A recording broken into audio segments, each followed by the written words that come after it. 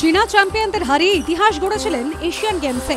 এবার ফের চমক ঐহিকা মুখোপাধ্যায়।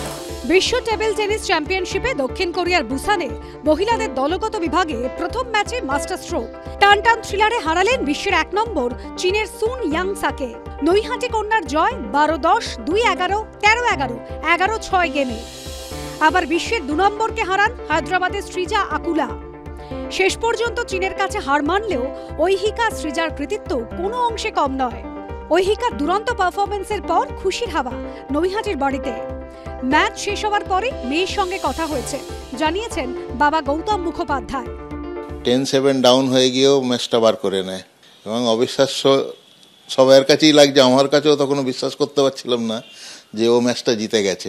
পরে যে 3টে ম্যাচ ওরা জিতবে এটুকু আশা রাখাই যায়।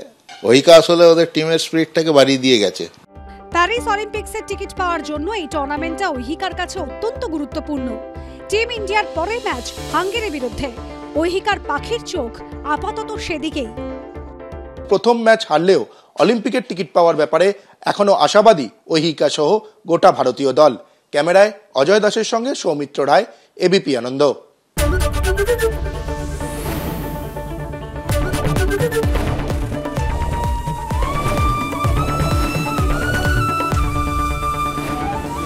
এবিপি আনন্দ, এগিয়ে থাকে, এগিয়ে রাখে। তাই নাকি? বাংলা গুজব চায় না, বাংলা খবর চায়। বাংলা খবর, বাংলার খবর। শুনতে পাচ্ছি না, বল না। হ্যালো, 10 টাকাটা ব্যাপার নয়, আজকে 40 টাকা দিচ্ছি, কারণ 40 টাকা। বাংলা গলাবাজি চায় না, বাংলা খবর চায়। বাংলা খবর, বাংলার খবর।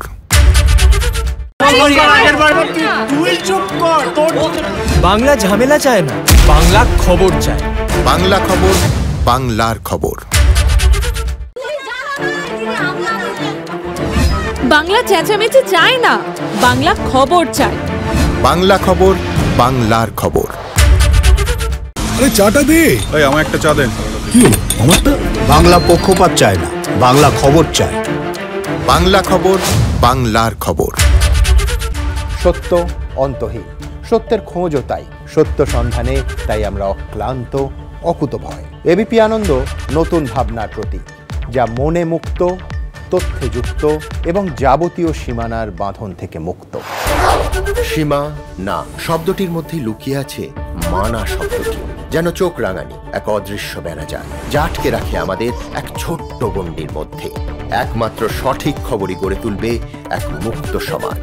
সেই জগৎ গড়ার লক্ষ্যে কোনো সীমানার ঠুকুটি আমরা মানব না। এবিপি আনন্দ, এগিয়ে থাকে, এগিয়ে রাখে।